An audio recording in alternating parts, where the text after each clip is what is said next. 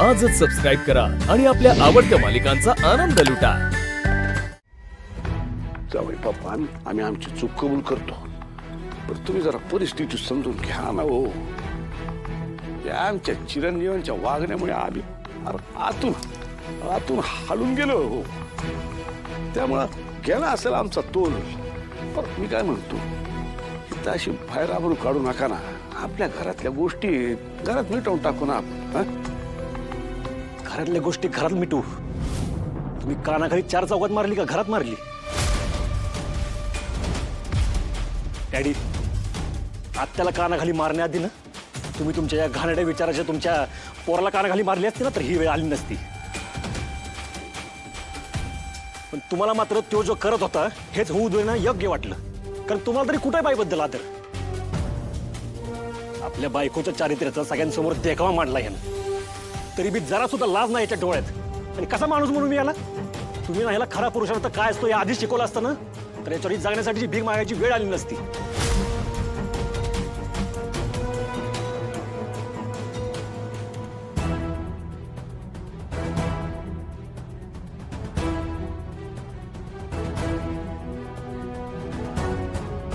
जावई बापू, हे बघा, आमच्याकडनं एक चूक झाली म्हणून मागल्या सगळ्या चांगल्या गोष्टी विसरून चालणार नाही. हा, जरा समजून घ्या.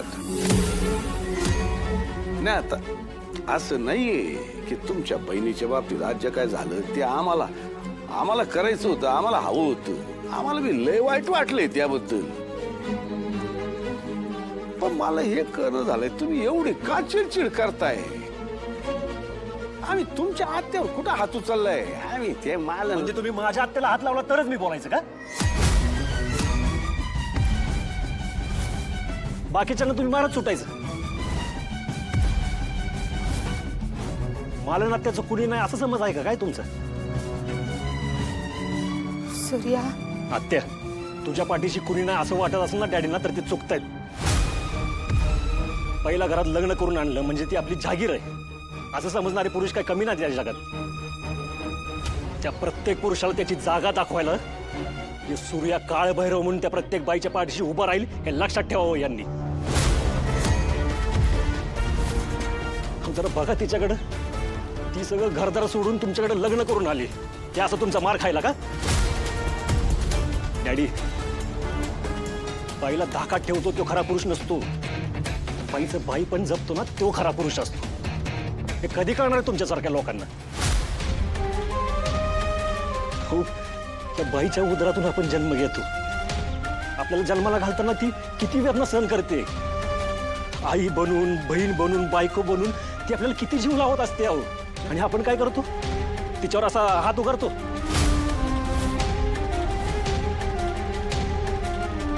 डॅडी, हात उठला पाहिजे तो बाईच्या सन्मानासाठी, तिचा अपमान करण्यासाठी नाही. बाईचा अपमान करणाऱ्याला काय म्हणतात सांगू का तुम्हाला? डॅडी, आपलं नातं नाजूक आहे. आजपर्यंत मी तुम्हाला माझ्या तात्यांच्या जागी मानत आलो. आज जर माझ्या हातून काही चुकीचं घडलं असतं ना तर गावाला बघवलं नसतं.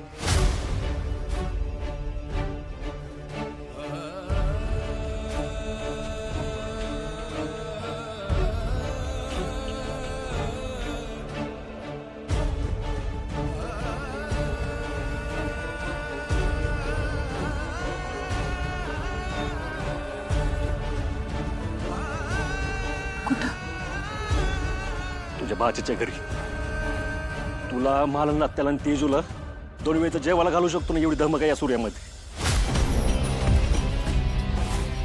ज्या घरात माझ्या घरातल्या बायकांना मान नाही तिथल्या लोकांना या बायकांच्या पायाची धूळ पण दिसू देणार नाही. काय बोलताय जावई बापू? डॅडी, आजपासून या तिघी माझ्या घरात राहतील आणि मानानं जगतील. नाही नाही नाही नाही जावई बापू, हे टोकाचं वागणं झालं बरं का. अशानं प्रश्न मिटणार आहे का? याचा विचार आहे ना, याचा विचार तुम्ही आणि शत्रूनं त्यांच्याबरोबर चुकीचं वागताना करायला पाहिजे होता.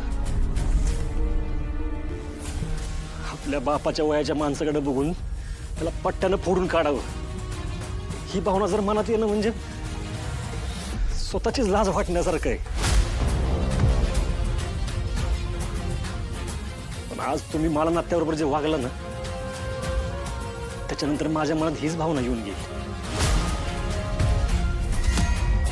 काही आजपर्यंत तुम्ही माझ्यासाठी देव होता, पण आजचं तुमचं वागणं ना राक्षसाला बी शोभणार नाही असं होतं. अहो,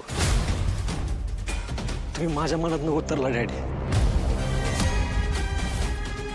मी तुम्हाला देव समजायचो, पण पण तुम्ही माझ्यासाठी आता फक्त एक सामान्य माणूस झाला. हे बघा डॅडी, पुढे जाऊन असलं अजून काही करू नका ज्यानं माझ्या मनातलं तुमचं स्थान अजून खाली होतं. पण तरी बी एखादा सामान्य माणूस एवढा खालच्या तराला कसा काय जाऊ शकतो? जाऊ बाबा. नाही डॅडी, आज माझी तुम्हाला विनंती, मला इथे थांबवू नका, नाहीतर माझा स्वतःवरचा ताबा सुटेल.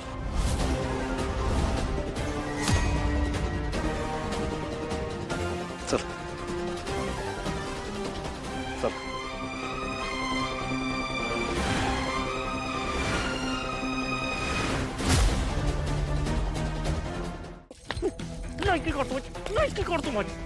ए शत्रू, अरे काय करायला लागलायस? आवर स्वतःला. कसा आवरू? सगळ्या गावापुढं मोठमोठ्या लोकांपुढं तो सूर्या काय मी पुरुष असल्यावरच शंका घेतोय. लायकी आहे का त्याची? ए ए ए बस, खाली बस, शांत हो जा. असा राग काढून काय होणार आहे? हा शत्रू, शेव वाटतोय त्यापेक्षा मोठा मॅटर झालाय राव. अरे ह्या परडीच्या उत्सवात स्वतःच्या बायकोवर शंका घेताना 10 वेळा विचार करायला पाहिजे होतास तू. हा तुला हे वेडापाना कुणी करायला सांगितलं होतं रे? ए, हे केलं जरी मी असला ना तरी प्लॅनिंग डॅडींचं होतं, कळलं का? कुकुळ बाळ आहेस नाही का तू? हा डॅडींनी सांगितलं आणि मी ऐकले. तुझी बायको निर्दोष आहे हे तुला माहित होतं ना? माहित होतं का नाही? सगळं माहित होतं रे, पण मात चढला होता ना तिला. माफी मागायला गेलो तरी माफ करत नव्हती. त्यात ते मंजुळा प्रकरण रेड हँड पकडलंय ना मला. तेव्हापासून तर तिचा तोराच वाढलाय.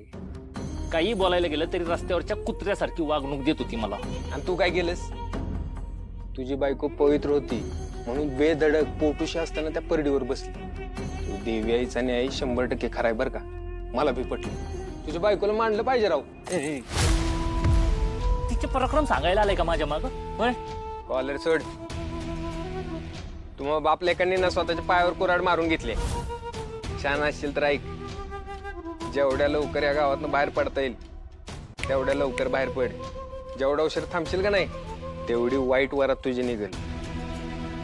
हे बघ, आसपासच्या गावामध्ये परडीच्या उत्सवाला लय मान आहे. बातमी अशी वाऱ्यासारखी पसरती. आतापर्यंत प्रत्येक घरात ही गोष्ट पसरली बी असेल.